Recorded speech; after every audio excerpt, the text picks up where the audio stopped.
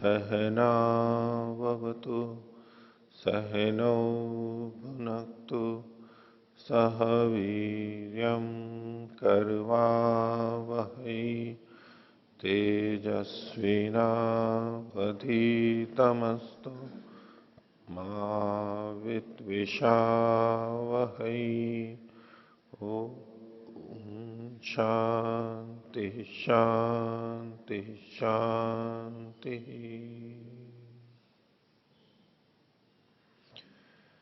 मीमांसा दर्शन की 247वीं कक्षा। मीमांसा दर्शन के 5वें अध्याय का तृतीय पाठ चल रहा है और इसमें हमने पिछली कक्षा में 9वें अधिकरण तक देख लिया था। 10वें अधिकरण से अब प्रारंभ करते हैं। पृष्ठ संख्या 1531। शीर्षक है अग्निचित व्रतानाम कृत्वन्ते अनुष्ठानाधिकरणम। अग्निचित ये कहकर के जो व्रत कहे गए हैं उन व्रतों का पालन क्रतु के अंत में करने पर, क्रतु के अंत से लागू होता है, क्रतु के अंत से करना चाहिए। अग्निचित एक तो है कि अग्नि का जिसने चयन किया है, स्तंडिल बनाया, वहीं पर उतना ही अर्थ ले, तब से वो व्रत प्रारंभ हो जाएंगे, अथवा स्तंडिल के ऊपर क्रतु भी किया, याग भी किया, उसके बाद से वहां पर प्रारंभ होंगे। ये यहां का विषय है। विषय वाक्य है, जो कुछ व्रत हैं उनको बता रहे हैं। अग्निचित वर्षति न धावेत। जो जिसने अग्निचित मतलब अग्निम चितवान या स, जिसने अग्नि को का चयन कर लिया है वो व्यक्ति, लेकिन अग्निचित से लक्षित किया जा रहा है वो। वर्षति न धावेत, दौड़, बारिश हो रही हो तो दौड़े नहीं। अभी बड़ा विचित्र, वैसे तो बारिश होते हुए दौड़ ले, लेकिन ये बारिश होते हुए न दौड़े। विशेष सावधानी रखने की बात है, क्योंकि विशेष कर्म के लिए प्रवृत्त हो गया है, उस समय में सावधानी रखनी होती है। एक तो है कि बिना विशेष कार्य के सामान्य जीवन जी रहा है तो ठीक है, थोड़ा जोखिम उठा सकते हैं। ये जोखिम हुआ ना, बारिश होते हुए में दौड़ना, एक तो जोखिम हुआ ना, संभावना फिसलने की और कि ये जो संभावना है, या तो भीगने के बाद में ज्वर आदि आ जाए, प्रतिशय हो जाए, ऐसे रोगों की एक बाधा की संभावना है वहां पर। ये प्रतीक उसका बनेगा कि ऐसे जब हम विशेष काम कर रहे होते हैं ना, तब बहुत सावधानी से करना चाहिए, क्योंकि अभी हमने कुछ संकल्प ले लिया। फिसलने से ही ठीक है, लेकिन वहां तो अंदर तो ऐसा कोई ढका हुआ रहता है, यूं तो हाँ, अंदर जहां तक बात है आपकी, तो किनारे पे हो सकता है, हो गीलापन हो तो सावधानी रखें, अंदर या बाहर भी जहां भी है उस तरह से ले सकते हैं। आगे, न स्त्रीम उपेयात, स्त्री के पास में ना जाए। ये स्त्रीम लिखा हुआ है, या तो यहां करीजिए स्त्रियम, और अगर स्त्रीम है तो फिर यहां पर स्त्रीन, स्त्रीन करना पड़ेगा, या तो पर स्त्रियम कर लीजिए। तो अपनी पत्नी के पास में ना जाए, संयम रखे। तस्मात अग्निचिता पक्षिणो नाशितव्या, इसलिए जो जिसने अग्नि का चयन किया है उसके द्वारा पक्षी नहीं खाए जाने चाहिए। निषेध है, व्रत है कि भाई आप पक्षियों को नहीं खाओगे। इत्येवम आदाय पदार्थ श्रूयन्ते, इस तरह की चीजें वहां पर सुनी जाती है। तिषु संदेह किम संचित मात्रे प्रतिपत्तव्या उत कृत्वन्ते थी। संचित मात्र मतलब चबूतरा बना दिया तब से ही ये नियम लागू होंगे, अथवा क्रतु के अंत में लागू होंगे। तो इस पर पूर्व पक्षी कहता है, संचिते तो अग्निचित युक्तम प्रापणात निमित्तस्य। तो संचित करने पर ही अग्निचित वहां पर शब्द युक्त हो जाता है, और निमित्त के वहां पर प्राप्त हो जाने से, क्योंकि अग्निचितवान स्तंडिल जिसने बना दिया है तो वो अग्निचित कहला सकता है, तो तभी से लागू होना चाहिए। संचित मात्रे एवं इति, संचित मात्र में ही समझना चाहिए। अग्निम यश्चितवान सो अग्निचित इति, जिसने अग्नि का चयन कर लिया वो अग्निचित कहला सकता है, शब्द सार्थक हो रहा है। तस्य श्रूयमाणा चितवतो अनंतरम एवं प्राप्नुवंती। तो उसके लिए जो व्रत सुने जा रहे हैं, श्रूयमाण हैं, वो चितवतो अनंतरम, चित चयन करने के अनंतर ही प्राप्त होने लग जाते हैं। उनका नियमन, उनकी प्राप्ति वहीं से शुरू हो जाएगी, वो व्रत वहीं से लागू हो जाएंगे। तो प्राप्ते निमित्ते नैमित्तिकम कर्तव्य। जब निमित्त प्राप्त हो रहा है, जो अग्निचित शब्द कहा गया है, तो निमित्त पता ही लग रहा है हमारे को, तो नैमित्तिक भी करना चाहिए। तस्मात तदनंतरम एवं, इसलिए उसके बाद ही कर लेना चाहिए। जो पूर्व पक्षी है जो, वो व्रतों के प्रति अधिक निष्ठ है, प्रारंभ से ही कर रहा है वो। उल्टा होना चाहिए था ना, सिद्धांति को तो प्रारंभ से, भाई सिद्धांति तो व्रतों के पालन वाला होना चाहिए ना, और पूर्व पक्षी है वो थोड़ी ढील रखता है कि भाई चलो बाद से इसको लागू करेंगे। तो यहां पूर्व पक्षी निष्ठ है। इसके अंदर ये भी कहा जाता है कि भाई जब दीक्षा करते हैं तभी से व्रत को, व्रती होता है, व्रत आदि का शुरुआत हो जाती है इन चीजों को। तो कुछ चीजें पहले से ही प्राप्त हैं, फिर यहां पर भी कथन किया गया, दोबारा जो कथन किया गया, तो उसमें एक न्याय लगाते हैं इसके बारे में, कहते हैं ऐसा मानना है, अब ये उस तरह से है या नहीं है विचारने की बात है, कि जूते पहने हुए में दोबारा जूते नहीं पहने जाते। जूते पहन रखे हो तो दोबारा जूते नहीं पहने जाते। चप्पल पहन रखी हो फिर एक और जूता पहने, ऐसा नहीं होता है। होता है कभी आईसीयू में जाते हैं तब होता है,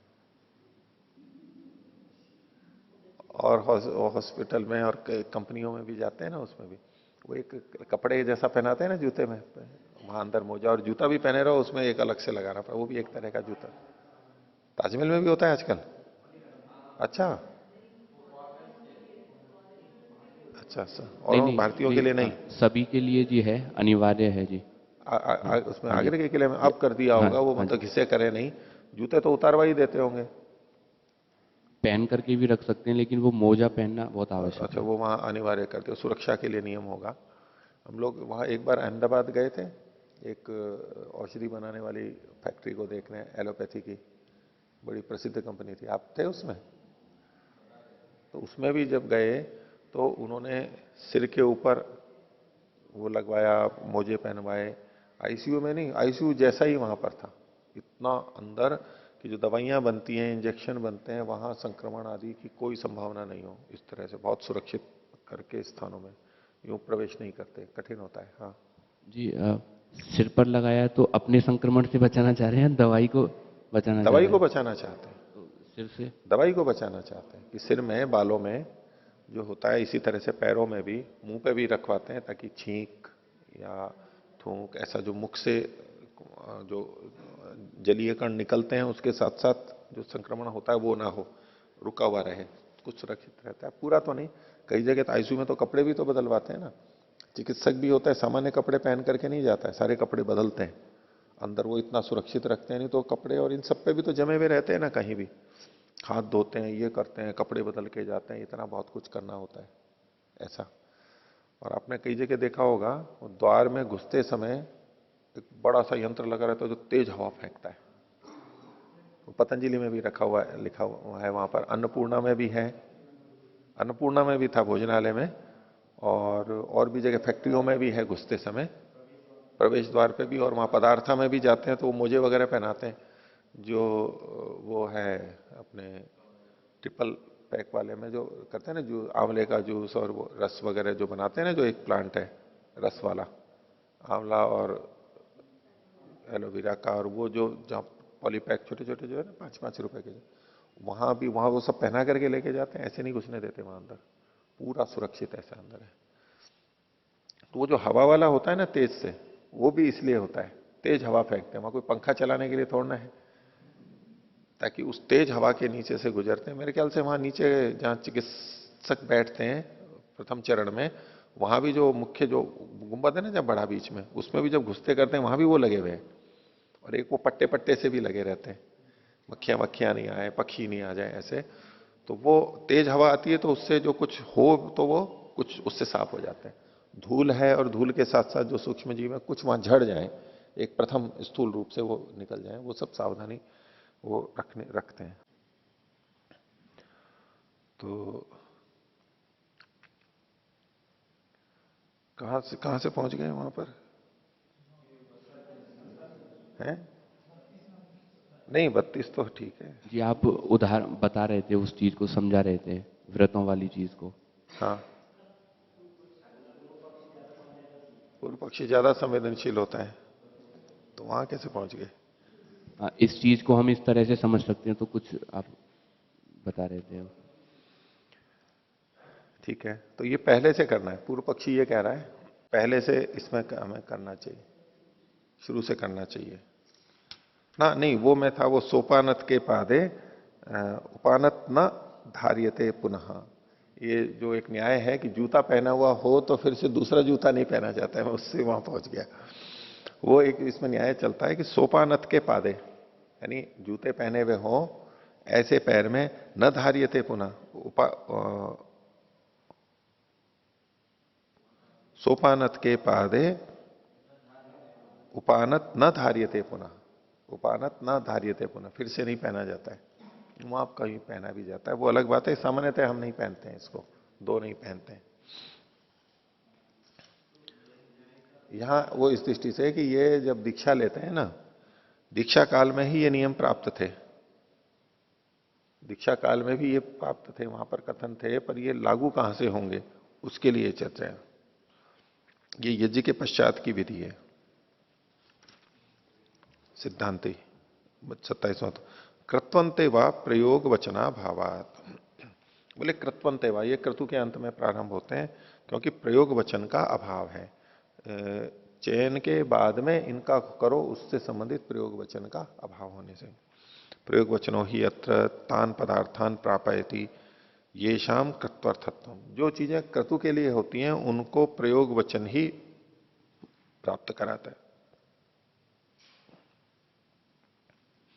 जो नहीं, इसको यूं कहो, प्रयोग वचन जो है वो ही उन पदार्थों को प्राप्त कराता है जो क्रतु के लिए होते हैं। न चैशाम कृत्वर्थम अस्ति, तब प्रयोग वचन उन पदार्थों को प्राप्त कराता है जो क्रतु के लिए होते हैं। लेकिन बोले न चैशाम कृत्वर्थत्वम अस्ति, इनकी तो कृत्वर्थता नहीं है। ये जो व्रत बताए गए ये कृत्वर्थ नहीं है, तो पुरुषार्थ ही ये थे, ये तो पुरुष के लिए कहे गए हैं। कथम प्रतिषेधे पुरुष श्रूयते, क्योंकि इसका जब निषेध किया गया तो इसमें पुरुष पता लग रहा है, इसका क्रतु से संबंध नहीं जोड़ा गया है। वर्षति न धावेत न स्त्रियम उपेयात, ये स्त्रियम यहां ठीक लिखा हुआ है, उपेयात इत्येवम आदि।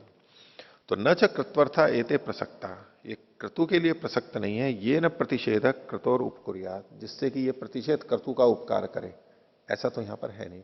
तो क्रतु का उपकार करने वाले होते ये तब तो चयन के बाद से हो जाते हैं, कि नहीं क्रतु से पहले से हो जाते हैं। क्योंकि सिद्धांति क्या कह रहा है, ये पुरुष के लिए है और ये क्रतु के बाद में होंगे, क्रतु के बाद से ये नियम लागू होंगे। पूर्व पक्षी कहता है ना, पुरुषार्था अपनी चितवतः श्रवणात् चयनानंतरम प्राप्ता। बोले ठीक है, पुरुष के लिए है, लेकिन अग्निचित शब्द के पढ़े गए होने से कि जिसने अग्नि का चयन किया है, भले ही पुरुष को कहा जा रहा है, लेकिन अग्निचित तो वहां पर दे रहा है कि जिसने अग्नि का चयन किया है, इसलिए चयन के अनंतर ही ये प्राप्त होने चाहिए होते। तो ना इति ब्रूमा, सिद्धांत निषेध करा अग्ने अग्ने कर्मत्व निर्देशात।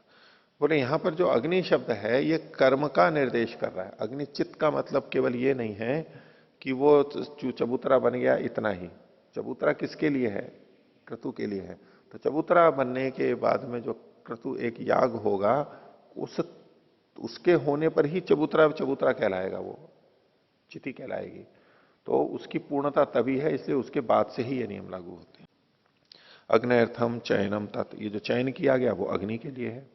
यदग्ने स्वम कार्यम कुर्वतः साहाय्य वर्तते तत्तदर्थम, जो चयन अग्नि के अपने कार्य को करते हुए उसमें सहायक होता है, सहायता में विद्यमान होता है, तत्तदर्थम, तो वो चयन उस अग्नि के लिए है।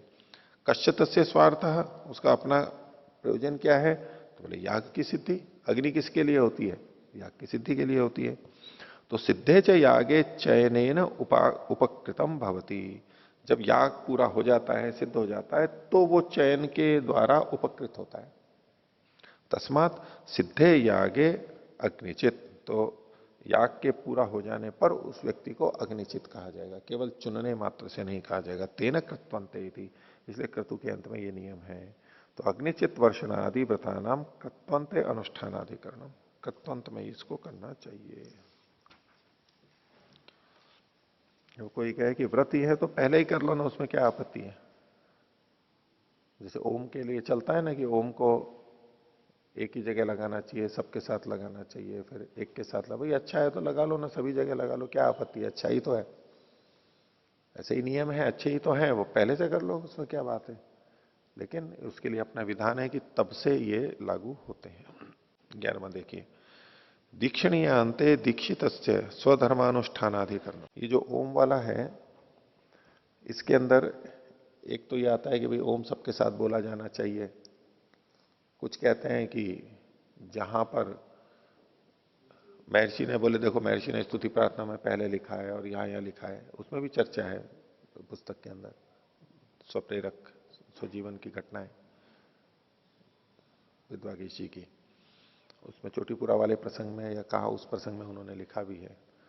तो ये कहे कि भाई कहेंगे जी महर्षि ने तो देखो ऐसा लिखा है, तो बोले कि नहीं, कई जगह पे महर्षि ने बहुत सारे उदाहरण दिए, उन्होंने देखो यहां सब मंत्रों पे लगाया है। तो एक पक्ष कह रहा है कि यहां एक जगह लगा हुआ है इसलिए शुरू में लगाना चाहिए, बाद में नहीं लगाना चाहिए। दूसरा कह रहा है कि नहीं, सब जगह लगा रखा है इसलिए सब जगह लगाना चाहिए। बोले सब जगह लगाया है महर्षि ने, तो जहां एक जगह लगाया है और बाकी जगह नहीं लगाया है बाकी मंत्रों में, तो बोले वो उपलक्षण के लिए है। अब ये कैसे पता लगे उपलक्षण के लिए है ये। अब या तो फिर अंत में ये निर्णय निकलता है कि जहां पहले मंत्र पे लगाया बाद में नहीं लगाया तो वहां वैसा कर लें, और जहां सब जगह लगा रखा है वहां सब जगह कर लें। लेकिन जो सब जगह लगाने वाले हैं वो बहुत सारे उदाहरण देके कहते हैं देखो यहां सब जगह मंत्र में लगा रखा है तो यहां भी लगाना चाहिए। और जो इधर वाले को देखते हैं वो कहते हैं देखो यहां एक जगह लगाया है बाकी जगह नहीं है, तो और जगह भी ऐसा लगाना चाहिए। फिर अंत में तो यही उपाय बचता है कि जहां जैसा लिखा हुआ है वैसा कर लो बस। एक से दूसरे में अर्थापत्ति लेके या लक्षणा मान करके और प्रतीक मान करके ऐसा नहीं चल सकते। आचार्यवर्य, देखिए 11वां अधिकरण।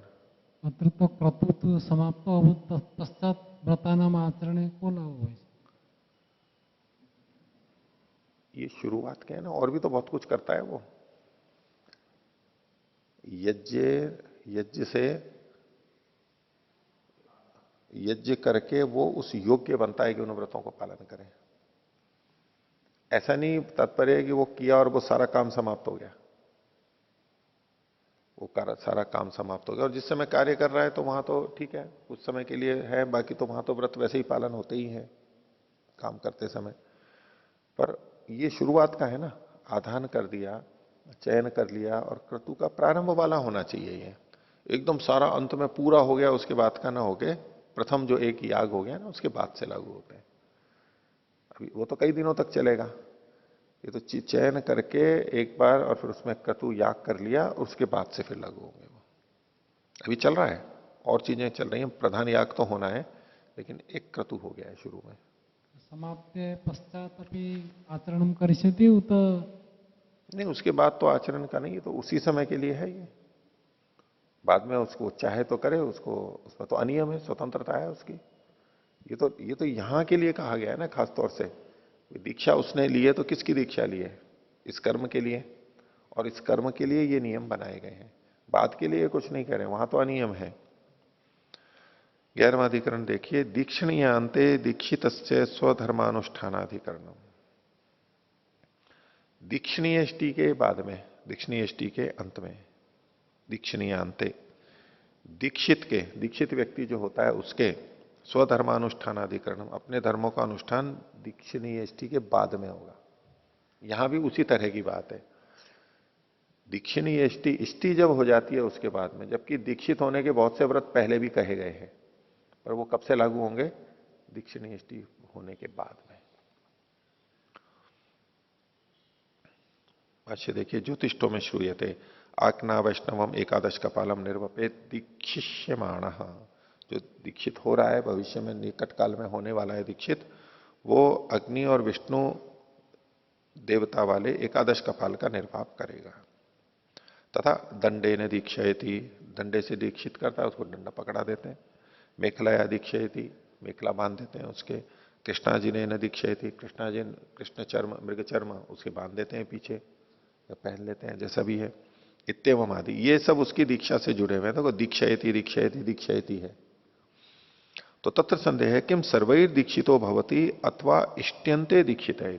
उसको दीक्षित कब कहें? इन सबसे दीक्षित कहला जा सकता है, यानी सर्वैर दीक्षितो भवति अर्थात दंडे ने दीक्षयति से जब दंडा दिया तब भी कह देंगे ये दीक्षित हो गया, मेखला दे दी ये दीक्षित हो गया। ऐसे सबसे जहां जहां ये छोटी छोटी कई चीजें कही गई हैं उनसे भी वो दीक्षित हो जाता है, ऐसा माने। अथवा इष्ट्यंते दीक्षिता, दीक्षिणीय इष्टि जब हो जाती है तब उसको दीक्षित कहेंगे। जो यजमान है उसको दीक्षित हम कब कहें? तो सिद्धांत पक्ष है कि दीक्षिणीय इष्टि के बाद में उसको कहेंगे। तो दीक्षिणीय अंते दीक्षित से स्वधर्मानुष्ठान अधिक्रम, जितने उसके धर्म के अनुष्ठान है वो दीक्षिणीय इष्टि के बाद में, पहले पूरी तरह दीक्षित तो हो जाए। दीक्षित अभी पूरा हुआ नहीं है और वो काम शुरू कर दिए, तो पहले दीक्षा की क्रिया पूरी हो जाए, दीक्षिणीय इष्टि हो जाए, उसके बाद से उन धर्मों के अनुष्ठान की बात कही है। तो पूर्व पक्षी इसमें कह रहा है 29वां सूत्र, परेण आवेदनात् दीक्षित स्यात् सर्वै दीक्षा भी संबंधात। दूसरे के द्वारा कहा गया होने से, है ना, अध्वर्यु वहां पर ये बोलता है दीक्षितोयम यजमान, ये कथन करता है, तो दूसरे के द्वारा कहा गया होने से वो दीक्षित होवे। और चूंकि वो कहता है सर्वै दीक्षा भी संबंधात, सबके साथ में दीक्षा का संबंध है। दंडे ने दीक्षयति, यहां दीक्षा जुड़ा हुआ है, मेखलाया दीक्षयति, कृष्णा जी ने दीक्षयति, इन सबके साथ में दीक्षा का संबंध होने से इनके करने पर भी, यानी एक एक के करने पर भी वो दीक्षित कहलाना चाहिए। दीक्षयति शब्द कहा गया इसलिए।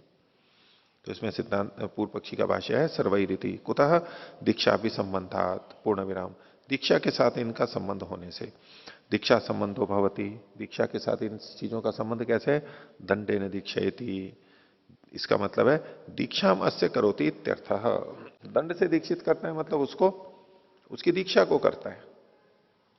यदि इष्ट्यंते दीक्षित स्यात्, पूर्व पक्षी सिद्धांति पक्ष के ऊपर दोष लगा रहा है अभ्युपगम से कि यदि दीक्षा इष्टि के अंत में वो दीक्षित होता, इष्टि के अंत में उसको दीक्षित माना जाता, तो कथम अस्य दंडे ने दीक्षा हम कुर्यात्, तो फिर दंडे से दीक्षा कर रहा है ये कथन कैसे सिद्ध होता? दंडे से तो दीक्षित नहीं कहना चाहिए, लेकिन वचन तो ये कह रहा है।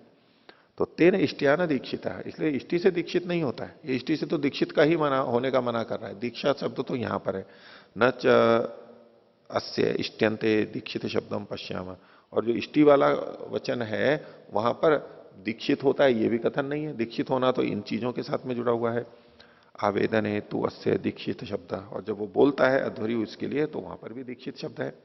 तो तस्मात न तावती दीक्षित स्यात्, इसलिए उसके हो जाने पर, यानी इष्टि के अंत में जाकर के फिर दीक्षित हो, ऐसा कथन ये ठीक नहीं है।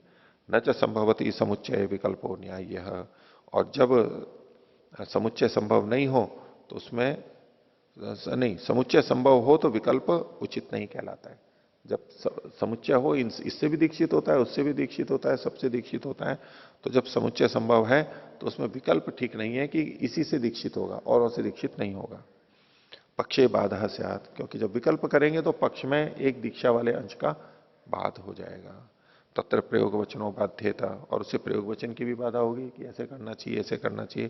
तस्मात् भिन्नेषु अपि दीक्षा संबंध वाक्येषु प्रयोग वचनेन सहेक वाक्यता इति आवेदन काले दीक्षितः स्यात्।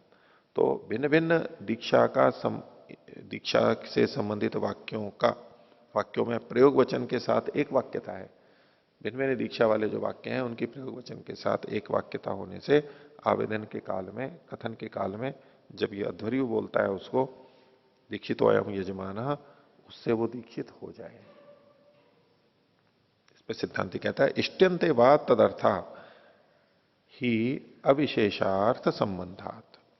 बोले इष्ट्यंते वा, इष्टि के अंत में ही ये दीक्षित हो गए। क्यों? क्योंकि ये सब चीजें तदर्था ही उस इष्टि के लिए हैं। ये जो दंड और ये सारी जो चीजें हैं ये उसके लिए है, ये सब दीक्षा के लिए ही है। अविशेषार्थ संबंधात, क्योंकि ये जो चीजें हैं दंडे ने दीक्षयति आदि, ये यहां पर विशेष संबंध नहीं है इनका।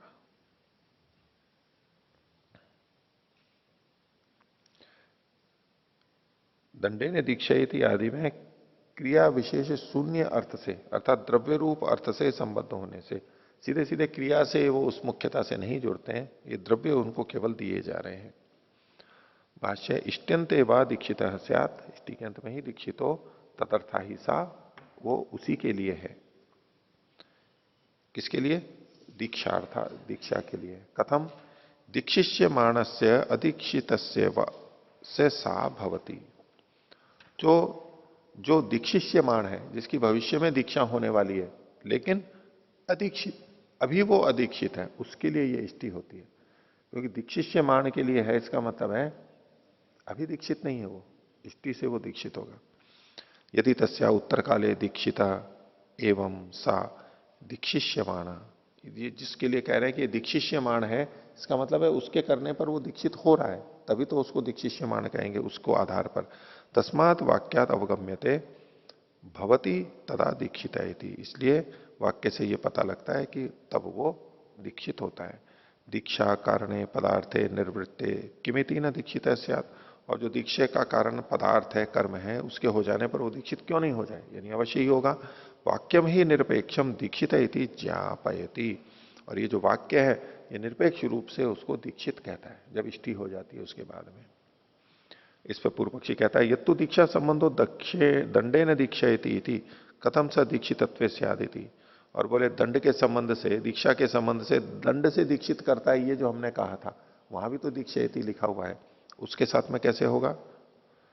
तो सिद्धांत कह रहा है दंडे नैनम दीक्षितम संपादयति इति अवगच्छाम, उस दंड के द्वारा उसको दीक्षा की ओर संपादित कर रहा है। अभी दीक्षित हुआ नहीं है वो, दीक्षा का संपादन चल रहा है उसका, तो उससे दीक्षित नहीं हो जाता है, वो दीक्षित करने की प्रक्रिया है। तो दंडे नैनम दीक्षितम संपादयति इति अवगच्छाम।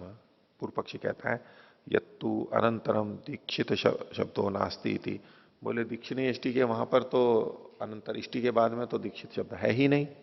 इसका उत्तर दो। सिद्धांत कह रहे हैं न शब्द से अप्रयोगो अर्थाभावे हेतु, शब्द का अगर प्रयोग नहीं हुआ है तो ये वहां पर अर्थ के अभाव का हेतु नहीं बनेगा कि वहां पर दीक्षा नहीं है। दीक्षित शब्द नहीं पढ़ा गया, इसका ये मतलब नहीं है कि उससे दीक्षित नहीं हो रहा है। शब्द नहीं है तो अर्थाभाव हो, ये कोई हेतु नहीं हुआ, यानी शब्द के न होते हुए भी अर्थ का भाव हो सकता है। ये सत्यपि अर्थे तदवसार अभावात न प्रयुज्यते शब्द, अर्थ के होने पर भी उसके अवसर का अभाव होने से वो शब्द वहां पर प्रयोग नहीं होता है कई बार। अनेन च दीक्षिता इति अवगम्यते वाक्येन, तो इस प्रकार ये दीक्षित है ये जाना जाता है इस वाक्य से। आज्ञा वैष्णवम एकादश का पालम निर्वपे दीक्षिष्यमाणा इति, इस वाक्य से पता लगता है कि उससे दीक्षित होता है। पूर्व पक्षी कह रहे हैं यच्च आवेदन काले दीक्षित शब्द इति, और जो हमने कहा था कि अध्वर्यु जो बोलता है, आवेदन करता है, उसमें उसके बाद में दीक्षित होता है, तभी से दीक्षित हो जाता है। तो सिद्धांति कह रहा है इष्टंते भी दीक्षित असौ अविरुद्ध, तो इष्टि के अंत में वो दीक्षित होता है, उससे ये भी कोई विरोध की बात तो है नहीं। जब उसको वचन बोलेगा दीक्षितो असौ यजमाना दीक्षितो अयम यजमाना, तो ये तो इष्टि के बाद में भी संगत होता है, कोई बात नहीं है, आपत्ति नहीं है। प्रयोग वचनश्च अविरुद्धा, और प्रयोग वचन से इसकी कोई विरोध नहीं होता।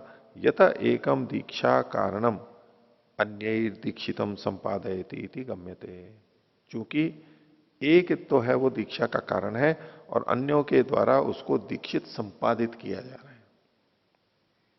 एक का मतलब है इष्टि, इष्टि जो है वो तो उसके दीक्षा का कारण है, मुख्य कारण वो है, और अन्य जो दंड धारण मेखला धारण है इसके द्वारा उसको दीक्षित किया जा रहा है, संपादित किया जा रहा है, वो सहयोगी के रूप में होंगे। और आगे अपनी पुष्टि के लिए सिद्धांति कहता है 31वां सूत्र समाख्यानम च तद्वत्, बोले ये संज्ञा भी इसी बात को बताती है। क्या? इतश्च पश्याम इष्टिर दीक्षणार्था इष्टन्ते च प्रवृत्ति रीति, और ये भी हम देखते हैं कि ये जो इष्टि है ये दीक्षा के लिए है, दीक्षण के लिए, और इष्टि के अंत में इस तरह की प्रवृत्ति देखी जाती है। अंत में मतलब उसको दीक्षित कहा जाता है, ये प्रवृत्ति वहां देखी जाती है। अकस्मात समाख्यानम च तद्वद इति यदवत न्याय उपदिष्ट, और ये जो समाख्यान है ये भी बिल्कुल वैसा ही है जैसा कि हमने पीछे न्याय या युक्ति दी थी। क्या समाख्यान है? तो कथम दीक्षणीया इति तादर्थ्यकारी समाख्या भवती। दीक्षणीय यष्टि नाम ही उसका रखा हुआ है, तो ये तादर्थ्यकारी होती है, उसको दीक्षित करने वाली होती है। इस समाख्या से भी पता लगता है कि दीक्षित तब होता है। यथा स्नानीयम भोजनीयम च इति, ये जो शब्द है स्नानीयम भोजनीयम, तो जो स्नान के योग्य जल है, भोजन के योग्य, पीने के योग्य या खाने के योग्य कोई चीज है, ऐसा जो है ये जो शब्द है, तस्माच्च पश्यामा इष्टे दीक्षणार्था इष्टंते च प्रवृत्ति रीति। तो ये दीक्षणा, इष्टि जो है ये दीक्षा के लिए है, और इष्टि के अंत में ही इनकी प्रवृत्ति होती है। जो दीक्षित के जो धर्म हैं उनकी प्रवृत्ति इष्टि के बाद में होती है, वो चीजें उसकी बाद में वहां से लागू होती हैं, ऐसा माना गया। तो दीक्षाया इष्टि सिद्धताधिकरणम, इष्टि के बाद इसकी सिद्धि का अधिकरण यह होगा। जिसके लिए कहते हैं स्नानीयम भोजनीयम, तो वो स्नान के योग्य होता है और उसके प्रयोग करने के बाद में वो स्नात होता है। ऐसे ही ये दीक्षित करने वाली है, तो उसको करने के बाद में फिर वो व्यक्ति दीक्षित कहलाता है।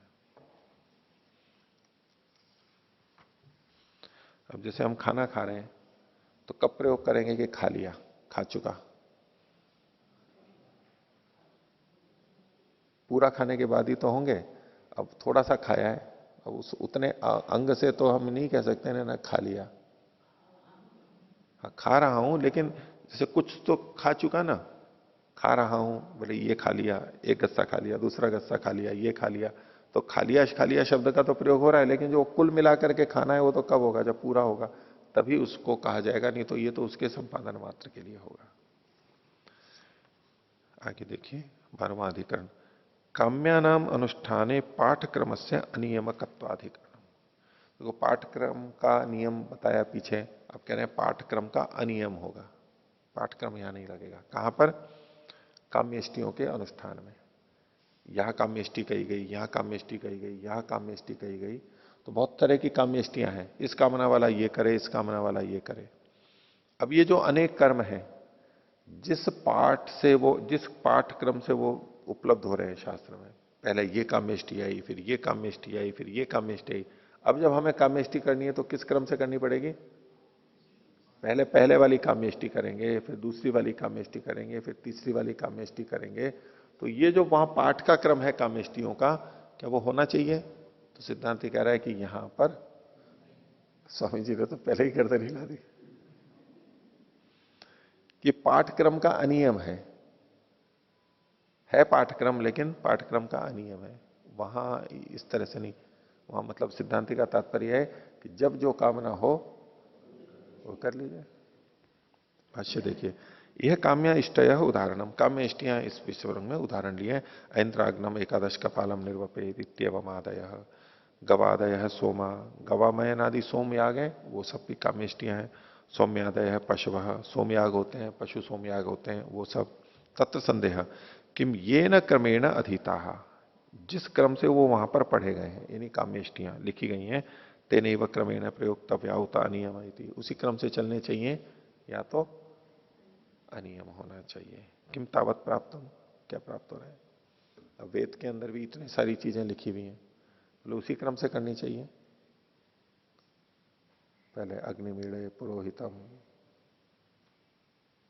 यज्ञस्य देव मृत्युजम, होतारम रत्न धातवम, और इत्यादि जो ईश्वर की उपासना करना, बोले उसी क्रम से, जैसे यहां पर लिखा गया एक एक मंत्र का उसी क्रम से करना चाहिए ना। एक बात आती है वेद के, वेदादि में, योग दर्शन में भी लेंगे तो योग दर्शन में जो शुरुआत में लिखा हुआ है योग चित्त वृत्ति निरोध, पहले वो करना चाहिए, फिर आगे आगे आगे आगे जिस तरह से लिखा हुआ है उसी पाठक्रम से हमें करना चाहिए। इसी तरह सिद्धियां जो लिखी हुई हैं कि हमें किसी सिद्धि को प्राप्त करना है, तो जिस क्रम से वो सिद्धियां लिखी गई हैं उसी क्रम से हमें प्राप्त करना चाहिए। शास्त्र के जो भक्त होते हैं वो तो यही कहेंगे ना, पाठक्रम अनुग्रहित होना चाहिए। तो किम तावत प्राप्तम, पूर्व पक्षी कहता है अंगवत क्रतूनाम आनुपूर्व्यम, जैसे अंगों का क्रम होता है, जैसा पाठक्रम होता है, वो उसके अनुसार ही इन प्रधानों का भी आनुपूर्व्य होना चाहिए। ये जो काम्यष्टियां होंगी ये प्रधान कर्म हो जाएंगे ना। अंग का क्रम तो जैसा लिखा है वैसा ही होता है, तो इन प्रधानों का क्रम जो है काम्यष्टियों का, वो भी वैसा ही होना चाहिए। तो बोले कि अंगवत, अंग के समान क्रतुओं का भी, यानी प्रधान कामेष्टियों का भी, कि भी अनुपूर्वता होनी चाहिए। क्रतुनाम अनुपूर्वम यत पाठे, उनका अनुपूर्व कैसा, जैसा पाठ में होता है, तदेव प्रयोगे भवितुमर्हति, उसी तरह प्रयोग होना चाहिए। एवं पाठक्रमो अनुगृहीतो भविष्यति, ऐसा करने से जो पाठ का क्रम है उसका उपकार होगा। इतरता पाठक्रमो बाध्यता, नहीं तो पाठक्रम बाधित हो जाएगा। तन्मा भूत इति क्रमेण अनुष्ठातव्यम, तो वो बाधा ना हो पाठक्रम की, इसलिए क्रम से करना चाहिए। देखो शास्त्र के प्रति कितना भक्त है पूर्व पक्षी, शास्त्र में जो लिखा है उसका क्रम तक वो भंग नहीं करना चाहता। कितनी श्रद्धा शास्त्र के प्रति है उसकी। जो लिखा है वो ही, जैसा अक्षरशः लिखा है, यह शब्दाह तदस्माकम प्रमाणम, और जो क्रम लिखा है वही हमारे को करना चाहिए। हाँ, ये तो होता ही है, हैं? नहीं, वो तो फिर दिखावे दिखावे की बात हो जाएगी। पढ़ना पढ़ना तो कर लिया, यानी बातचीत में तो कर लिया, वाणी पे तो ले आए, लेकिन आचरण में नहीं आया। तो आज योगाभ्यासी तो आचरण सहित बात करता है ना, केवल कहने कहने से नहीं, हमारा आचरण भी वैसे ही होना चाहिए। कहने कहने से क्या है, तो इसलिए वो व्यवहार के लिए भी कह रहा है, उसी का अनुष्ठान करना चाहिए। हाँ, माइक लेके बोलिए।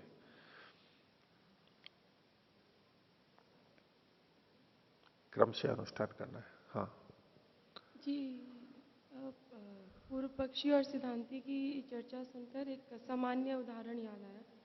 जो जगलर होता है जिसके हाथ में बॉल्स होते हैं ना, ऐसे बॉल्स उछालते हैं, एक साथ कई बॉल उछालते कई हैं। बॉल उछालते हैं, तो उसमें पूछने पे उन्होंने बताया कि जिसको नहीं आता बच्चे को, तो वो एक ही बॉल से उसकी प्रैक्टिस होती है, और जिसको पूरा ही अभ्यास आता हो है, गया, वो 2 पूरा, 3 4 5 10, जिसको पता है कि मतलब पूरा ज्ञान हो गया, आगे मैं कैसे भी करूं तो मुझे पता है। तो ऐसा तो नहीं है कि वो पूर्व पक्षी इसलिए है क्योंकि वो पूर्व पक्षी है तो वो ऐसे ऐसे बॉल करेगा। एक बॉल को करेगा।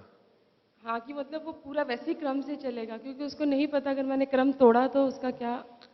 नहीं, वो उस तरह की बात नहीं है, ये काम्यष्टियों को लेकर के चर्चा है ना, इच्छा अनुसार है, इसलिए ये इसलिए भेद है अलग से। बाकी में तो ठीक है कि क्रम से करेगा पूर्व पक्षी, लेकिन ये काम्यष्टि की बात है। हाँ तो कामेष्टि भी कैसी कामना होनी चाहिए ये भी तो उसको मालूम नहीं है ना। हाँ, नहीं जैसे कि आपने कहा ना कि जैसे गेंद का भी होता है, उसमें रिंग का भी होता है, वो कई तरह से होती हैं। Juggler knows the trick of सुनिए, द गेम। वो कई तरह की चीजें होती हैं, तो किसको पहले करना चाहिए, वो कौन किसको पहले सीखे। वो क्या कहते हैं, वो सिखाने वाले तो बहुत तरह के ऐसी करतब सिखाते हैं, तो कौन सा पहले सीखना चाहिए। कुछ तो ऐसी चीजें होंगी जो कि क्रम से, भाई इसी क्रम से चलना है, अनिवार्य विषय, वो तो उसी क्रम में। फिर कहा कि ये ऐच्छिक है, अब आप चाहे तो ये सीख लो, चाहे तो ये सीख लो, चाहे ये सीख लो। तो वो जो चाहने वाली चीजें हैं उसमें उन्होंने क्रम लिखा है, चाहे तो ये सीखो, चाहे ये सीखो, चाहे ये सीखो। तो अब वो जो 3 4 हैं उनको उसी क्रम से सीखना चाहिए।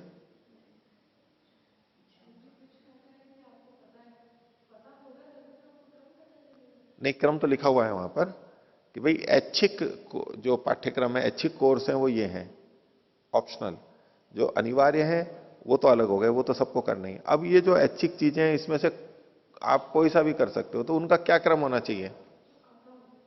नहीं, आता तो है ही नहीं, वो तो हमको सीखना है वहां पर, आता तो नहीं है। तो उसमें जिस क्रम से उन्होंने लिखा हुआ है या बोला है उसी क्रम से करना चाहिए। कोई भी कर सकते हैं, बस यही बात है, क्योंकि वो कामना से जुड़ा हुआ है। हाँ, हमारे वो कामना से जुड़ा हुआ है, चाहे तो कोई इसको पहले कर ले, चाहे तो उसको पहले कर ले, उसमें कोई बात नहीं है, क्रम की बात नहीं, यही विषय है बस यहां पर। तो पूर्व पक्षी ने तो कहा था अंगात क्रतुनाम अनुपूर्व्यम, सिद्धांति कहता है 33वां सूत्र, न व असंबंधात, नहीं ऐसा नहीं है, क्योंकि इनका आपस में तो संबंध नहीं है। क्रम या अनुपूर्वी तो तब होती है जब आपस में कोई संबंध हो कि भाई ये होने के बाद ये होगा और ये होने के बाद ये होगा, कोई श्रृंखला हो, वहां पर आपस में जुड़ाव हो। वो तो है ही नहीं यहां पर, तो कोई भी लिया जा सकता है। तो न व असंबंधात न चायम क्रमो नियम्यता, ये कोई क्रम नियमन नहीं होता। कुतः असंबंधात, पृथक पृथक एशाम कर्मणाम प्रयोग वचनानी, इनके सारे प्रयोग वचन है वो बिल्कुल अलग अलग है। तानी स्व पदार्थानाम उपसंहारकाणी, और वो वचन अपने अपने कर्मों का उपसंहार करते हैं, उससे संबंधित कर्मों को ही बताते हैं। जो यस्य न उपकारक स तस्य न क्रमेण न उत्क्रमेण, जो जिसका एक दूसरे का उपकारक नहीं है वो ना तो उसके क्रम में है ना उत्क्रम में है। अगर वो यथ जैसा लिखा हुआ है वैसा ही कर रहे हैं और हम कहेंगे ये तो इसके क्रम में है, तो वो कोई क्रम की भी बात नहीं है। और वो आगे पीछे कर लिया है तो हम कहेंगे उत्क्रम से है, बोले उत्क्रम की भी कोई बात नहीं है वहां पर, उसको कोई उत्क्रम भी नहीं कहते हैं, कहीं भी कर लो। यो यस्य उपकरोति कस्यचित तस्य उपकुर्वतः क्रमः साहाय्ये वर्तते। जो जिसका उपकार करता है, जो किसी का भी जिसका उपकार करता है, वह उसका उपकार करता हुआ क्रमशः उसके साहाय्य में होता है। न चैतानी कर्माणी अन्योन्य से उपकुर्वंती, लेकिन ये जो काम्यष्टियां हैं ये परस्पर एक दूसरे का कोई उपकार तो नहीं करती हैं। तस्मात नैशाम क्रम साहाय्य वर्तते, इसलिए इनका जो क्रम है वो इनकी सहायता में विद्यमान नहीं है। तस्मात असंबंध है, इसलिए आपस में कोई संबंध नहीं है इनका। और 34वें सूत्र में एक हेतु और देता है, काम्यत्वाच्य, वही तो काम्य इष्टियां है, तो काम्यानी चैतानी कर्माणी, ये सारे कर्म तो काम्य है। और कामाश्चन क्रमेण उत्पद्यन्ते, और कामनाएं हैं वो क्रम से तो उत्पन्न होती नहीं है। तो पहले ये इच्छा होगी और ये इच्छा होगी, किसी को कोई इच्छा किसी को कोई इच्छा, यत्रिच्छा यत्रिच्छया, क्रम तो है नहीं। परमात्मा के द्वारा इच्छाएं उत्पन्न करवाई जा रही होती तब तो फिर भी क्रम हो सकता था। अभी तो मनुष्य की है, मनुष्य तो कैसे भी कोई भी इच्छा स्वतंत्रता से कर सकता है।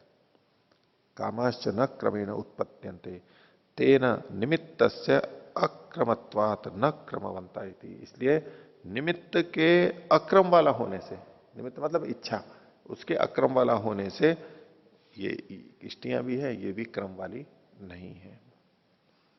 35वां सूत्र पूर्व पक्षी की तरफ से आशंका है, अनर्थक ज्ञातना इति चेत। अगर पूर्व पक्षी ये कहे कि फिर तो ये जो पाठक्रम है ये अनर्थक हो जाएगा, तो इन्होंने इस क्रम से क्यों पढ़ाया है इसको, वो व्यर्थ हो जाएगा। बिल्कुल व्यर्थ हो जाएगा ना, शास्त्र की देखो कितनी चिंता है, व्यर्थ नहीं होना चाहिए। तो इति यद उत्तम पूर्व पक्षे पुनरुच्यते परिहर्तुम, जो पहले कहा गया था उसी को फिर से दोहरा रहे हैं उसका निवारण करने के लिए। एवं क्रमेण पाठो अर्थवान भविष्यति इति, ऐसा करने पर पाठ अर्थवान हो जाएगा, हम इसी क्रम से करेंगे तो। एतद आभाषांतम सूत्रम, ये आक्षेप को देने वाला सूत्र है।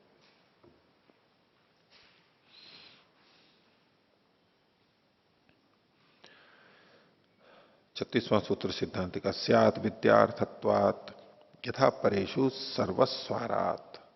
बोले ये विद्या के लिए हो जाएगा, ये जो पाठक्रम है इसकी उपयोगिता निरर्थक हो रहा है ना आचरण की दृष्टि से, तो बोले पढ़ने के लिए ये क्रम।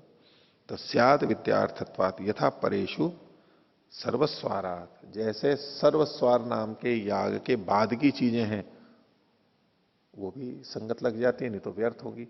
सर्वस्वार नाम का एक याग होता है जिसको करते हुए उसमें इस कामना से किया जाता है कि इसको करते करते बीच में मेरी मृत्यु हो जाए, शरीर छूट जाए।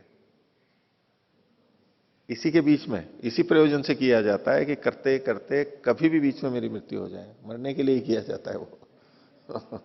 तो जब तक है, हाँ मरण कामना, मरने की कामना वाला ही इसको करता है। तो वो कब मरेगा ये तो पता नहीं है, इसलिए उसके विधि विधान तो पूरे लंबे चौड़े जो भी हैं वो बताए गए हैं। मान लो थोड़ा सा ही करते और तब तक मृत्यु नहीं आती तो क्या होगा, तो आगे कुछ करना तो है ही उसको, ये करेगा फिर ये करेगा फिर ये करेगा। तो जिस समय वो उसका देहांत हो गया उसके बाद के जो हैं वो व्यर्थ होने लगेंगे। तो बोले पढ़ाने के लिए तो सार्थक है ही, उसके लिए व्यर्थ हो रहे हैं लेकिन पढ़ाने के लिए तो सार्थक है। तो इसी तरह से यहां भी समझना चाहिए। तो स्याद अर्थवान क्रम पाठ, ये जो क्रम पाठ है ये अर्थवान होगा। असत्यपि प्रयोगे क्रमे, यानी प्रयोग का क्रम न होने पर भी ये सार्थक होगा। कैसे? विद्या ग्रहणार्थत्वाद, जो पढ़ना पढ़ाना होता है उस समय ये क्रम दिया गया है कि भाई इस क्रम से पढ़ेंगे तो अच्छा रहेगा, जल्दी आ जाएगा, ये सरल है, पहले इसको सीख लिया फिर इसको सीख लिया फिर इसको सीख लिया। पठन पाठन की दृष्टि से ये क्रम सार्थक हो जाएगा। कर्मावबोधनार्थायाम विद्यायाम क्रम नियमादिष्टम, जो कर्म का अवबोध करने के लिए जो होती है इस विद्या में क्रम का नियम जो होता है वो अदृष्ट के लिए होता है। तदाश्रयम एवं भविष्यति थी, तो वो जो विद्या है वो उसी आश्रय वाली यानी दृष्ट प्रयोजन वाली हो जाएगी कि यहां सीखने की दृष्टि से है। कर्म को बोध कराने वाली जो विद्या है, ये इसका तात्पर्य कुछ ऐसा हो सकता है कि विद्या अध्ययन से अदृष्ट भी होता है। ये जो प्रयोग है विद्याधन में से तो सार्थकता है, लेकिन विद्याधन से फिर क्या प्रयोजन है? तो कर्म के अवबोधन के लिए जो विद्या होती है उसमें कर्म नियम अदृष्टम, क्रम का नियम नहीं देखा जाता। कर्म जैसा कर्म है उसके अनुसार ही पढ़ा जाए ये कोई आवश्यक नहीं होता है। तदाश्रयम एवं भविष्यति, यानी वो जो विद्या के आश्रित ही हो जाएगी, विद्या के प्रयोजन से ही वो पाठक्रम मानना चाहिए। यथा तत्पक्षे, जैसा कि तुम्हारे पक्ष में है, परेशु सर्वस्वारा, तो सर्वस्वार के परे वहां पर भी दोष आएगा। आपके मत में ऐसा क्या है कि वो व्यर्थ होने लगेगा उस दृष्टि से, तो बोले आपका वो तो यहां पर भी दोष आएगा आपके। यस्यापि क्रमो अंगम इति पक्षः, जिसका ये कथन है कि ये क्रम भी अंग की तरह से है और उसको करना चाहिए, तो तस्यापि सर्वस्वारात परेशान सर्वस्वारेण यह क्रम तस्य अदृष्टार्थता अवश्यम कल्पनीय। तो जिसका भी ये क्रम अंग है, पक्ष है, उसके मत में भी सर्वस्वार नाम का जो याग है उसमें बाद वालों का सर्वस्वरेण यह क्रम, सर्वस्वार से जो क्रम वहां पर बताया गया है बाद वालों का, मृत्यु के बाद का, तस्य अदृष्टार्थता अवश्यम कल्पनीय, आपको वहां पर भी उसकी अदृष्टार्थता कल्पित करनी पड़ेगी। यानी यहां पाठक्रम है विद्या के लिए है, या तो विद्या के लिए मान लो या उसको अदृष्ट के लिए मान लो किसी प्रयोजन से। बोले आप इसको भी नहीं मानोगे, वहां पढ़ा भी लोगे सर्वस्वार में और होगा तो है नहीं वहां पर प्रयोग में। मुख्य बात है कि जैसा प्रयोग लिखा गया है वैसा हो नहीं रहा है, तो ऐसा तो सर्वस्वार में भी होगा। तो जैसे वहां भी तो आपको अधिष्ठार्थता कल्पित करनी पड़ेगी, तो वहां कल्पित करनी पड़ेगी तो यहां पर भी कर लो, अगर करनी है तो इसमें अधिष्ठार्थता देखी जा सकती है। तो ऐसे काम्यष्टि नाम अनियमेन अनुष्ठानाधिकरणम, काम्यष्टियों का अनियम से अनुष्ठान करना चाहिए। सर्वस्वारो नाम मरण फल का सोम क्रतु विशेष, मरण फल वाला एक सोम क्रतु है, सोम आ गए हैं।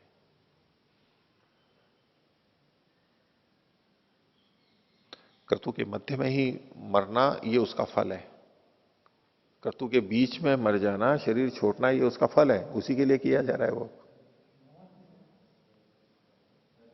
ये नीचे विवेचना भी की है कि ये जो कहा है कि अंधन तम प्रविशंति ये के च आत्महनो जना, ये तो आत्महत्या जैसा हुआ कि हम कर्म करके और उसमें मर रहे हैं, तो ये तो आत्महत्या जैसा हुआ, तो गलत है।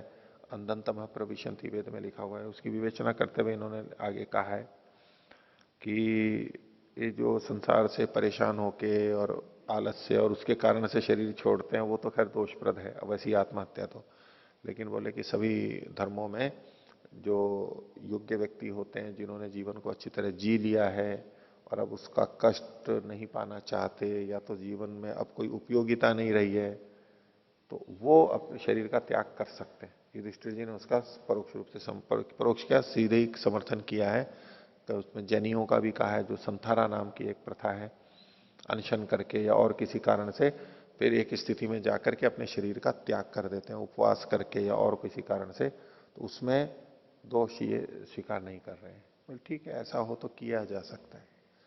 अब इच्छा मृत्यु वाली बात भी काफी समय से चलती है कि किसी मनुष्य को अपनी मृत्यु का अधिकार होना चाहिए या नहीं, या आत्महत्या को एक अपराध माना जाएगा। तो कुछ जगह आत्महत्या को अपराध माना गया है, कुछ जगह इच्छा मृत्यु को स्वीकार भी किया गया है, और खासतौर से रोगियों की दृष्टि से।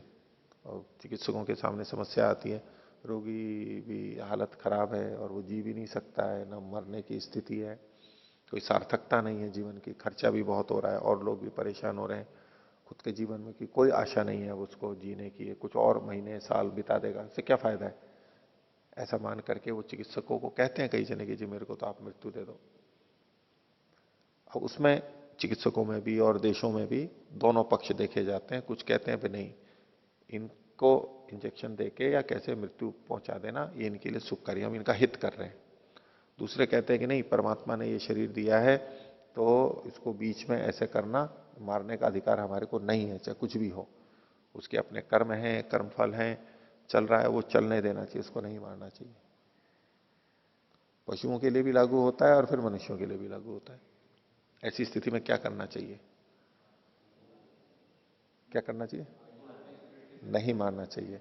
और इसमें ईसाइयों की तरफ से भी बहुत जोर है इसका कि वो लोग जो ईसाई कट हैं, मतावलंबी हैं, वो बहुत मना करते हैं, बोले ये तो बहुत गलत है, ईश्वर की व्यवस्था है, ये सब किया हुआ है तो नहीं मारना चाहिए। ऐसे ही और भी जो ईश्वर को मानने वाले हैं वो अधिकतर इसका मना ही करते हैं कि नहीं करना चाहिए।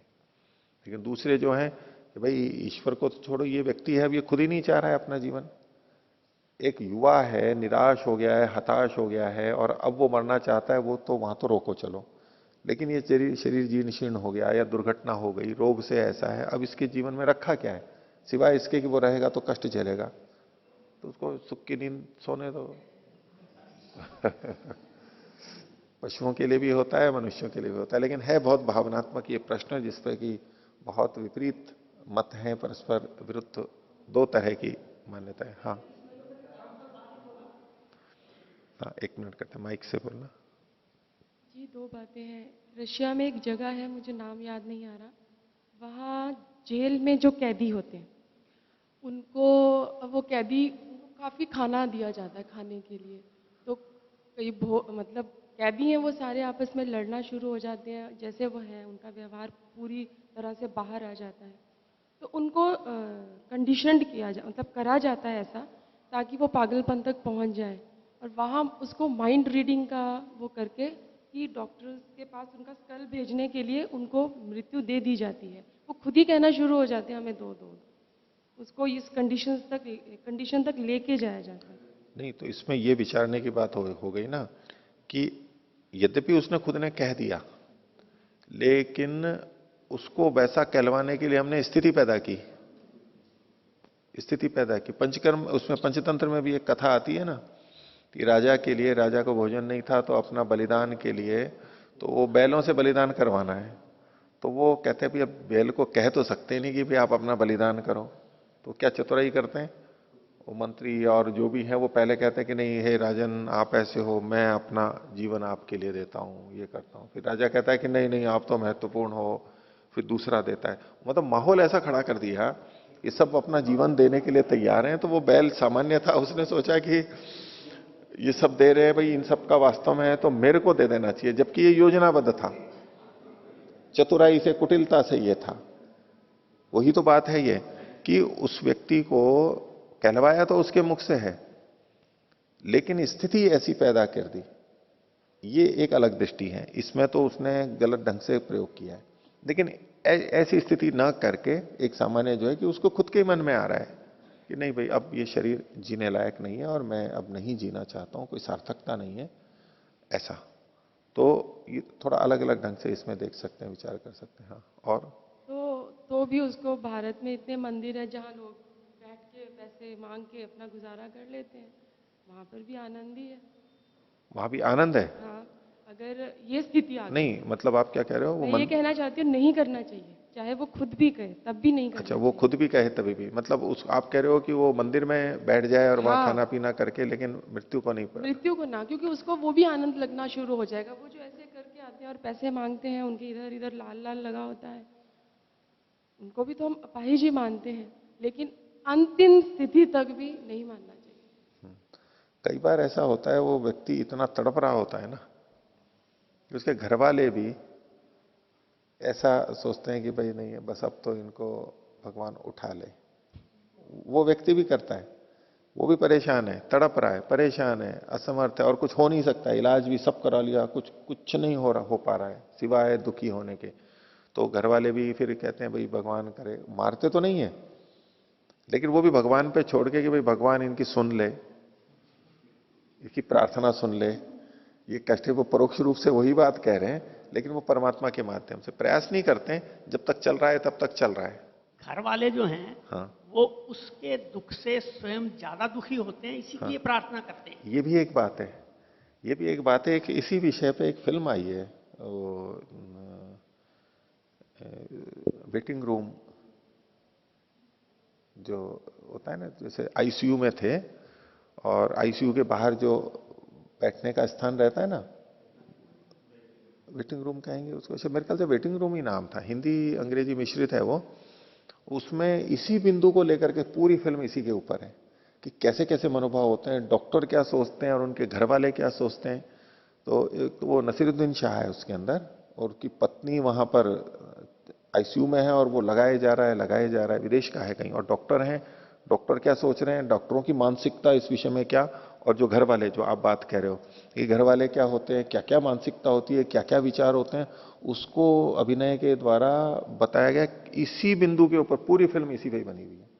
वही चर्चा करते रहते हैं, चिकित्सालय और उसका हॉस्पिटल, और बात रोगी और डॉक्टरों की, और पूरी फिल्म इसी बिंदु पर, और बहुत अच्छा विश्लेषण किया गया है वो मनोवैज्ञानिक ढंग से कि देखो कौन कौन क्या क्या सोचता है इस स्थिति में, और कौन उचित है और कौन अनुचित है, अंत में जाकर के फिर उसको छोड़ दिया है। तो ये भी बात ठीक है कि घर वाले खुद परेशान होते हैं, उसकी बजाय खुद परेशान होते हैं कि भाई ये चला जाए तो अच्छा है, पर वो कह नहीं सकते सामाजिक रूप से, सामाजिक रूप से कह नहीं सकते। बड़ी विचित्र बात होती है, और इतना दबाव रहता है, अंदर से कुछ है और बाहर से फिर समाज, और बाहर से भी सब। मान लो कई बार तो ऐसा भी होता है ना कि चाहते तो सभी हैं लेकिन कह नहीं सकते। घर के सब लोग चाहते हैं कि भाई अब ये चला जाए, सब परेशान हो गए, लेकिन ये नहीं बोल सकते किसी के भी, सबके मन में डर है कि मैंने अगर ये कह दिया कि भाई ये चला जाए तो अच्छा है, अब इसको इंजेक्शन लगवा दो तो ये सारा मेरे पे आ जाएगा, और कोई भी नहीं चाहता कि मैं इस विषय में आगे करूं। ऐसी कई चीजें होती हैं समाज के अंदर कि कोई व्यक्ति नहीं चाहता कि इसका ठीकरा मेरे सिर पे फूटे। चाहते सब हैं कि ये हो जाए, लेकिन अपने ऊपर उसको लेना नहीं चाहते। दूसरे को हो जाए तो भला बच जाए, मैं अपने आप को सुरक्षित समझूं। हाँ। जी, उसके दो कारण हो सकते हैं। एक तो जो जिसका सचमुच भावनात्मक लगाव है, वो अंतिम से भी अंतिम स्थिति में नहीं चाहेगा हाँ। कि उसके लिए। हाँ। और घर वाले जो दुखी हैं वो वैसे ही दुखी हैं। अब उनकी सोच में आ रहा है हम शायद इसकी वजह से दुखी हैं। दुख कई चल रहे हैं अंदर। नहीं, अपने भी होते हैं और उस रोगी के कारण भी तो होता है ना। उसके कारण क्या दुख है? सिर्फ नहीं, मेडिसिन कई का ही दुख कई है? नहीं नहीं, कई कई चीजें होती हैं। तो वो धन धन की बात है, सेवा की बात है, कहीं आ जा नहीं सकते, और उसका देखो ऐसी स्थिति में मलमूत्र और वो सब देखना करना और नखरे सहना, और फिर रोगी का अपना स्वभाव भी हो जाता है चिड़चिड़ा, तो झेलना तो देखो घर वालों को भी बहुत होता है। तो ऐसा नहीं कह सकते केवल कि उनके अपने ही दुख हैं इसलिए वो दुखी हो रहे हैं। लेकिन हाँ, निकट संबंध नहीं है। वो उस फिल्म के अंदर नसीरुद्दीन शाह का जो है वो अपनी पत्नी से बहुत ज्यादा भावुक है, जुड़ा हुआ है, वो नहीं, उसको नहीं मरने देंगे। आईसीयू में चलाया जा रहा है, चलाया जा रहा है, डॉक्टर भी कह रहे हैं कि भाई अब नहीं, बस अब करो, हटा लो इसको, आईसीयू के जो जितनी चीजें हैं ना वो हटा लो, अब कुछ जीवन में नहीं है। बोले नहीं, आप उसको मारना चाहते हो। और वो मनोविज्ञान के ढंग से सारी चीजें हमारे मन में होती रहती है, और किसी को बहुत लगाव है तो वो बर्बाद हो जाते हैं पूरे, पूरा घर उधार ले ले करके सारी चीजें बिक जाती हैं, इलाज कराते रहते हैं कि नहीं बचाना है, जबकि पता है बच भी गया तो कुछ नहीं होने वाला है इसका। तो ऐसे में बड़ा संवेदनशील मामला होता है कि हमें क्या करना चाहिए। ऐसा विचारने की बात है वैसे तो तो ये सर्वसार भी ऐसा ही है, और इन्होंने युधिष्ठिर जी ने तो समर्थन किया है कि इस तरह के जो व्यक्ति होते हैं, और इसी तरह इन्होंने कहा जैसे कि ये ये जो चित्तौड़ में जो स्वयं दाह किया इन्होंने, जौहर जौहर जो बोलते हैं, जौहर जो किया, जौहर, हाँ, रानी कर्णावती में। तो ये जो सारी चीजें हैं उसको समर्थन भी इन्होंने, युधिष्ठिर जी तो उसको समर्थन करें। ये सब विचारने की बात है कि कर्म करना चाहिए या नहीं करना चाहिए, और इसमें निर्णय जो है बड़ा मुश्किल होता है। भावनात्मक चीजें हर व्यक्ति का अपना अपना उस दृष्टि से होता है, लेकिन फिर भी इसमें इन्होंने चर्चा तो की है। देखिए एक अधिकरण और करते हैं, 13वां अधिकरण, अग्निष्टोमस्य प्राथम्याधिकरणम। जो जो कई तरह के याग हैं उसमें अग्निष्टोम की प्रथमता का विषय है। संदेह क्यों है वो आगे बता रहे हैं। ज्योतिष्टोम में श्रूयते, ज्योतिष्टोम में ये वचन मिल रहा है, एष वाव, च की जगह व कर लीजिए, एष वाव प्रथमो यज्ञो यज्ञानाम यज्ञ ज्योतिष्टोम। जो यज्ञों में भी जो यज्ञ है वो ज्योतिष्टोम, ये प्रथम यज्ञ है। यज्ञों में ज्योतिष्टोम प्रथम यज्ञ। या एतेन अनिष्टवा अथ अन्येन यजेत, जो इसका याग ना करके, यजन ना करके अन्य से यजन करता है, गर्तपत्यम एव तज्जायते, वो गड्ढे में गिरता है, प्रवामीयता अथवा मर जाता है। निंदार्थ वचन है उसके लिए। तत्र संदेह यह एतेन इति कस्यायम वाद इति प्रश्नेनैव उपक्रमः। बोले यह एतेन जो लिखा है यहां पर, तो ये यह एतेन का मतलब क्या है, किसके लिए यहां पर कथन किया जा रहा है, यही यहां पर प्रश्न उठा है। तो इसमें सिद्धांति कह रहा है यह एतेन इति अग्निष्टोम प्रकरणात्, यहां अग्निष्टोम समझना चाहिए प्रकरण से। अब देखिए इस वचन में तो क्या लिखा हुआ था, ज्योतिष्टोम लिखा हुआ था, और सिद्धांति प्रकरण से क्या ले रहा है, अग्निष्टोम ले रहा है। वैसे तो एतेन से मतलब तो ज्योतिष्टोम आना चाहिए, ज्योतिष्टोम शब्द है, पर ज्योतिष्टोम शब्द से सोम की या की शुरू की 4 संस्थाएं गृहित होती हैं। अग्निष्टोम, उक्थे, षोडशी और अतिरात्र, इन चारों को ज्योतिष्टोम कहा जाता है। लेकिन इन 4 में से भी जो पहला अग्निष्टोम है, तो यहां तात्पर्य अग्निष्टोम से है या ज्योतिष्टोम से है, ये विवेचना की बात है थोड़ी। तो सिद्धांति ने कहा कि यह एतेन अग्निष्टोम प्रकरणात्, प्रकरण से यहां पर अग्निष्टोम लिया जाना चाहिए, भले ही ज्योतिष्टोम शब्द यहां पढ़ा हुआ है। तो यह एतेन इति अग्निष्टोमस्य वादः कुतः प्रकरणात् तस्य ही प्रकरणे भवति तद्वचनम, उस अग्निष्टोम के प्रकरण में ही ये वचन है। प्रकृत वाचिनी च सर्वनामानी भवंती, जो सर्वनाम होते हैं वो प्रकृत के वाचक होते हैं। अब यूं प्रकृत की दृष्टि से देखें तब तो ज्योतिष्टोम शब्द है, भाई वाक्य में पूर्व जो आया है उसी को सर्वनाम कहता है, समीपस्थ को। अब इसके लिए वो पुष्टि के लिए कह रहे हैं लिंगाच, ये लिंग भी मिलता है, संकेत भी मिलता है। लिंगम अपि भवति तत्र श्रूयते, क्या संकेत मिलता है, तस्य 90 स्तोत्रिया। ये जो हमारा विषय वाक्य है ना, इसी के आगे ये वचन भी है, तस्य 90 स्तोत्रिया, 190 स्तोत्रीय ऋचाएं वहां पर होती हैं। ये किसमें होती हैं, ये अग्निष्टोम में होती है। तो कह रहे हैं कि अग्निष्टोम से ही भवंती 90 स्तोत्रीय, अग्निष्टोम में ही 190 होती हैं, इससे भी पता लग रहा है। कैसे, तो त्रिवृत बहिष्पवमानम, त्रिवृत बहिष्पवमान है यानी 3 3 9, 9 तो ये हो गए। और 15 आज्ञानी तानी चत्वारी, 15 आज्ञे हैं, तो वो 4 हैं, तो 15 चौक 60, 60 और 9 69, तो सा 69, 69 हो गए। पंचदशो माध्यम दिन पवमान, माध्यम दिन पवमान होगा, उसके 15 हो जाएंगे। 13 चतुराशीति, 84 हो गए। सप्तदशानी पृष्ठानी तानी चत्वारी, और सप्तदश पृष्ठ होते हैं और वो 4 होते हैं, तो 17 चौक 4 गुना कर देंगे, 68 ये हो गए। सा अष्टष्ठी, 68 हो गए। तो चतुराशीत्या सह 250 शतम, तो ये जो 68 है और 84 है, ये मिल करके 250 शतम, 152 हो गए। सप्तदश आर्भव पवमान, 17 आर्भव पवमान है, तो ये षष्ट्यधिकम शतम नवच, ये 60 अधिक 100 से 60 अधिक और 9 यानी तो 169 हो गए।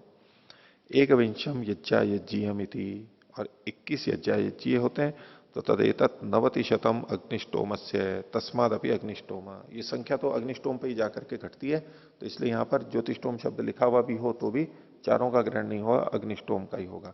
तो इसलिए कहा अग्निष्टोम से प्राथम्याधिकरणम, अग्निष्टोम की प्रथमता का अधिक।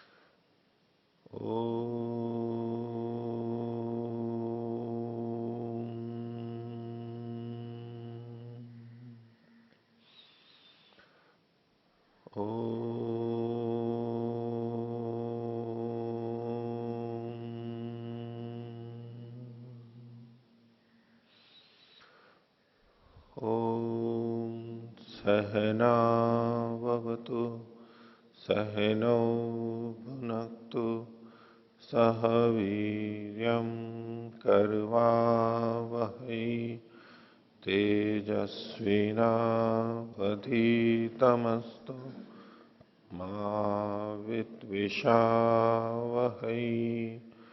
ओ